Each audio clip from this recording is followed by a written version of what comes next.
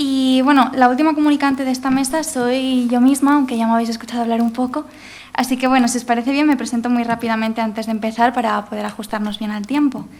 Mi nombre es Mar Roda Sánchez, yo hice el grado de Estudios Literarios en la Universidad de Barcelona y al finalizarlo cursé el máster de Estudios Literarios en la Universidad Complutense de Madrid, donde ya me quedé y me encuentro haciendo mi tesis doctoral en colaboración con el CSIC. Mis líneas de investigación se centran en el exilio republicano, el testimonio y la ficción, los estudios de la memoria y las narrativas del trauma. Y paralelamente he trabajado estas cuestiones desde los estudios de género, centrándome en la representación de lo femenino en la escritura de mujeres del siglo XX y recientemente del siglo XXI. En mi intervención de hoy vengo a hablaros un poco de todas estas cuestiones a propósito de la segunda generación del exilio, que ya hemos visto por aquí, y de la figura de María Luisa Lío. Bien, entonces, a lo largo de todas las intervenciones, de todas sus intervenciones, mis compañeras de mesa ya han hablado de cómo la guerra, la represión y el horror han conformado distintos testimonios, cada uno desde su perspectiva particular y en su contexto particular, ¿no? Pero que al fin y al cabo hablaban de la historia y a la vez trataban de dialogar con ella, de interpelarla, de aportar algo, ¿no? Bueno, como hemos visto, todos estos testimonios son, por tanto, completamente necesarios para entender las formas en que la violencia se ha articulado y se sigue articulando en nuestras sociedades contemporáneas y los efectos devastadores que provocan la vida de muchas personas, ¿no? Bueno, por todo esto también, a modo de paréntesis, pues doy un agradecimiento al equipo directivo por poder darnos la oportunidad de hablar temas que me parece que son tan necesarios, ¿no? Bueno, pues por mi parte me uno a esta senda investigadora que está abierta aquí para traeros un testimonio que considero se sale un poco fuera de lo común, ¿no? Que es el de la llamada segunda generación del exilio republicano. Bien, y lo digo así, con esta llamada y con todas las comillas del mundo, puesto que me parece que es un rótulo, al fin y al cabo, bastante difícil de sostener. En realidad estoy convencida de que cualquier investigador o investigadora que se dedique ya de por sí al exilio literario de 1939 se habrá enfrentado alguna vez a la excepcionalidad de su objeto de investigación. Al fin y al cabo estamos hablando de una situación bélica que manda al destierro a miles de personas. Algunas de ellas, de hecho, ya eran figuras muy relevantes dentro del marco literario de la preguerra en España, ¿no? Y todas esas personas cultivan una obra literaria muy prolífica y muy extensa desde muchísimos géneros literarios distintos, ¿no? Y además desde núcleos geográficos diversos. Por tanto, nos podemos hacer una idea de la característica inmensa cuando hablamos de la obra exiliada, ¿no? Que a veces lo decimos un poco así como si fuera de pasada y en realidad es algo muy grande y muy variado. No obstante, esta obra exiliada, por lo general de una grandísima calidad literaria, de un gran valor literario, prácticamente no accede al interior de España, por motivos obvios, ¿no? Y queda relegada al olvido y al silencio. Por otro lado, la recuperación de la obra de los exiliados y las exiliadas durante la transición y los años de la democracia, creo que todos podemos coincidir, que ha sido incompleta y desigual.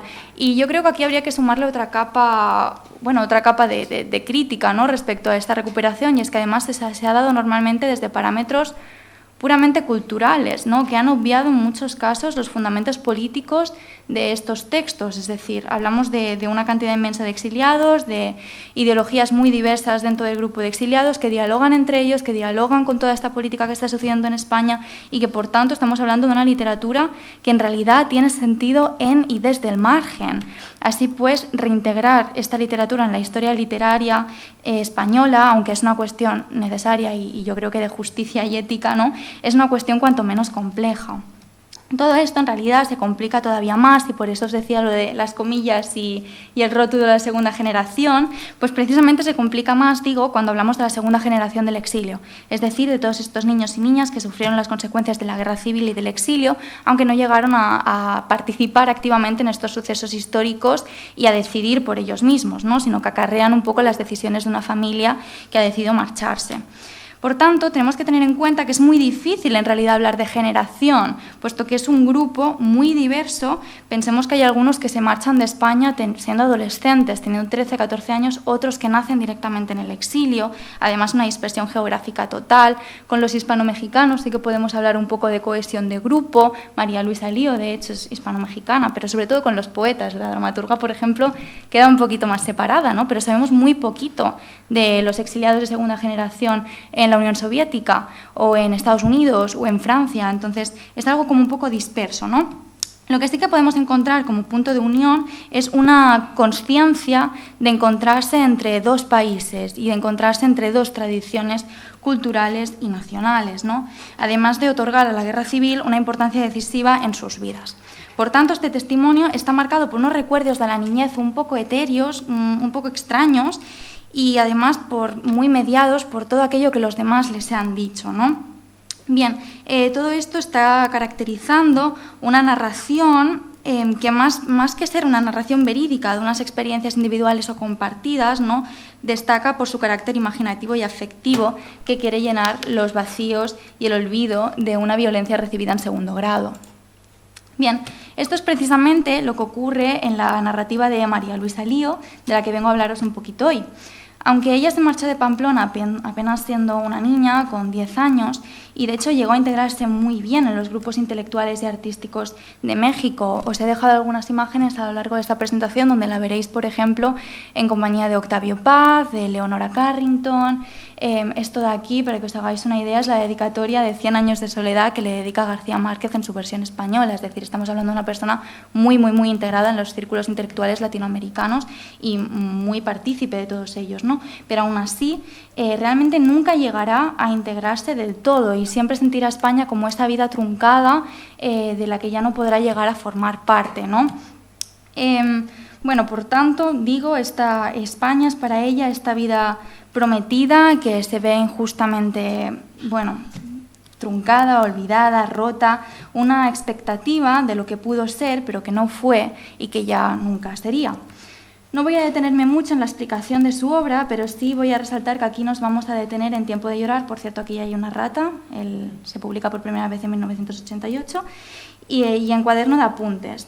Estos dos relatos se publican conjuntamente por la editorial Turner en 2002, que es la que llega a España, y es bajo el título de Tiempo de llorar y otros relatos, que es el título que os he puesto en la presentación de esta comunicación, ¿no? Aunque de hecho ahora desde 2021 ya podemos disfrutar, por cierto, de todas sus publicaciones en una misma obra reunida. Bien, entonces aludo a estos dos relatos que, aunque son independientes y de hecho me refiero a ellos como tal, lo cierto es que podemos hablar de ellos de una forma conjunta, ya que en verdad muestran una gran coherencia interna, ¿no? Se trata de dos partes complementarias de esta gran narrativa de autoficción que lleva a cabo la autora para entender su propia identidad como exiliada de segunda generación a partir de un viaje que realiza a Pamplona con su hijo Diego en el año 1970. Bien, Tiempo de llorar empieza de esta forma que veis aquí, de esta forma yo creo que tan potente, diciendo que ahora me doy cuenta que regresar es irse. Curiosa paradoja, en realidad, que anticipa ya, como os comentaba, lo particular de esta narrativa testimonial. Después de la muerte de su padre, María Luisa Lío considera que debe viajar a su Pamplona natal. Yo creo que lo hace por dos motivos, ¿no? El primero a lo mejor es un poco interpretación mía, pero me parece bastante coherente. Creo que lo hace primero para cerrar el bucle de desgarro que el exilio había generado en su familia. Pensemos que su padre se pasa 3 años encerrado en una habitación sin ventanas, que cuando sale ella misma dice que parece un muerto, y se reencuentran en París y luego se marchan a México. Su madre ha estado trabajando muchísimo tiempo, pasaba de ser una señora bienestante que, ama de casa, y todas estas experiencias la cambian mucho. De hecho, la madre tendrá gravísimos problemas de salud a raíz de todo esto, problemas con la morfina, y el padre, después de esta experiencia tan trágica que vive, nunca volverá a reintegrarse en las dinámicas familiares que ya han cambiado para siempre, ¿no? De hecho, el matrimonio Elío-Bernal se separa y las hijas se ven obligadas a escoger quedarse con la madre, que era la que necesitaba en ese momento cuidados, ¿no? Por tanto, ahí hay una tragedia familiar enorme que surge de la guerra y que surge del exilio. Y yo creo que una vez muere su padre, con el que después del divorcio con la madre ya nunca volvió a tener relación, ella necesita volver a Pamplona como una forma de cerrar todo esto, ¿no? Pero además, y esto es lo que más nos interesa, también lo hace para comprobar por sí misma si la imagen de España que tenía en su cabeza se corresponde con la realidad o si 30 años después ha cambiado todo muchísimo. Y en realidad, nada más llegar, descubre que es así. A partir de este choque inicial, ¿no?, el relato de Tiempo de llorar se conforma como esta lucha entre el pasado y el presente, entre los recuerdos infantiles instaurados en la memoria y esta quimera que se da cuenta María Luisa adulta, ¿no?, que llega a Pamplona, que representa toda su memoria. Bien, todo esto produce entonces un desdoblamiento entre el yo infantil y el yo adulto. Por un lado, tenemos a una niña que se aferra a esta idea lejana y feliz de su casa, de su ciudad, de su familia, que además ha identificado durante tantos años como su verdadera identidad. Por otro lado, tenemos a una mujer adulta que recorre estos mismos lugares, en principio trascendentales, pero que encuentra una y otra vez vacíos. Os voy a leer una cita muy breve, son 4 líneas, para que veáis realmente esta cuestión, ¿no? Dice: «Debo hacer paso por paso lo que hicimos durante la guerra al escapar de Pamplona, tomar el mismo autobús, llegar al mismo lugar y, sobre todo, tratar de enterarme de quién era aquel preso, mi preso, cómo se llamaba, dónde está enterrado, en fin, estar con él». Un buen ejemplo, de hecho, de estos espacios trascendentales que al final quedan vacíos es justamente el del preso republicano que sonría a María Luisa en Elizondo en su camino al exilio desde la cárcel, ¿no? Y que un día este preso desapareció, causando una gran conmoción en la niña. Por más que esta María Luisa adulta busque su tumba, su nombre, recorra todo Elizondo y en realidad esté buscando un lugar en el que dejarle flores y cerrar este recuerdo, lo cierto es que no encuentra nada. No encuentra nada más allá del olvido, nada con lo que recomponer su memoria y reconciliarse así con su pasado. El viaje acaba, por tanto, con este yo infantil, ya que cuestiona todos sus recuerdos más importantes para darse cuenta que esta imagen de España, que había considerado crucial para sí misma, estaba mediada por la imaginación y el testimonio de otros. En un viaje, por tanto, para buscar respuestas, todo es incertidumbre. Esto provoca una crisis de identidad enorme en el sujeto narrativo y por eso regresar a Pamplona es marcharse de Pamplona, ¿no? Alejarse de sus recuerdos, romper con todo lo que en medio de tanta tragedia había identificado como real.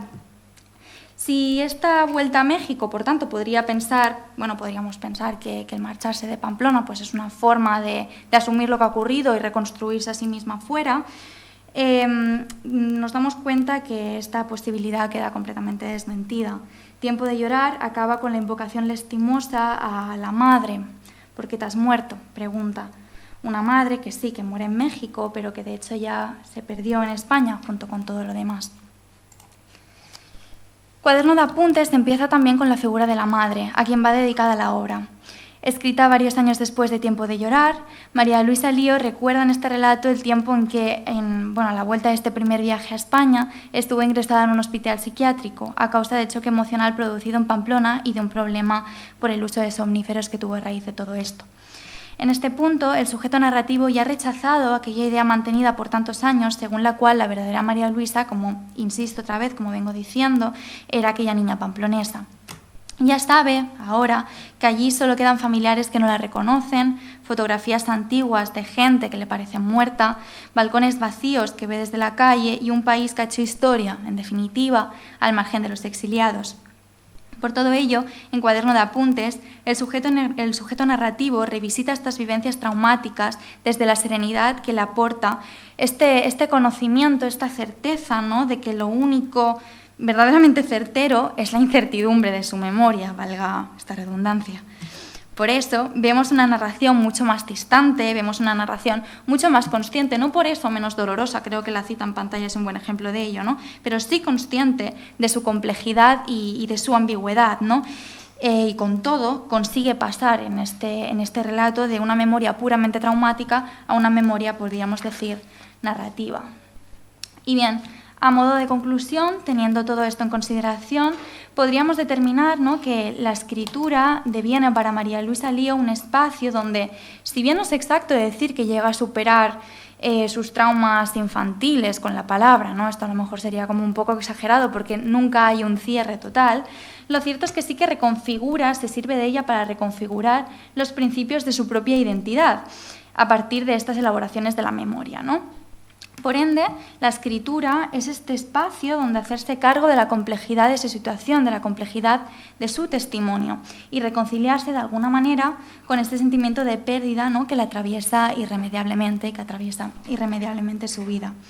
Y digo irremediablemente porque al final de la lectura de ambas obras resulta evidente que María Luisa Lío no ha escogido, no está en la capacidad para escoger ni una identidad ni otra. No podemos considerar que sea plenamente mexicana, del mismo modo que no podemos considerar que sea plenamente española, sino que en realidad se sitúa en un muy incómodo punto medio. Yo creo que construye su testimonio en esta hibridez nacional y cultural de la segunda generación del exilio y nos ofrece entonces un testimonio para nosotros los historiadores de la literatura por ahora completamente imposible de clasificar, pero bueno, que sí que es cierto que a mí me parece que es muy valioso porque está apuntando y está interpelando, ¿no?, tanto a la realidad española de la época como a la realidad mexicana y en última instancia a la experiencia exílica en toda su complejidad. Además, toda esta cuestión es indudable que colinda con otras cosas importantísimas que no puedo entrar a tratar ahora por motivos de tiempo, ¿no?, pero que podríamos quizás simplemente dejar apuntadas. El salto del testimonio a la ficción, el papel de la imaginación en la elaboración memorística o las formas expresivas de la posmemoria podrían ser algunos de estos temas. Por ahora, basta señalar como conclusión final que la escritura asume en María Luisa Elío una función tanto problematizadora como terapéutica. Y es que sólo así el sujeto narrativo puede entender la angustiosa particularidad de sus circunstancias vitales, ¿no?, y memorísticas. Su testimonio representa, en definitiva, la difícil configuración de una identidad marcada por la violencia, una violencia recibida en segundo grado pero igualmente muy intensa y una violencia que, de una forma u otra, deben enfrentar todos los hijos e hijas del exilio. Muchas gracias.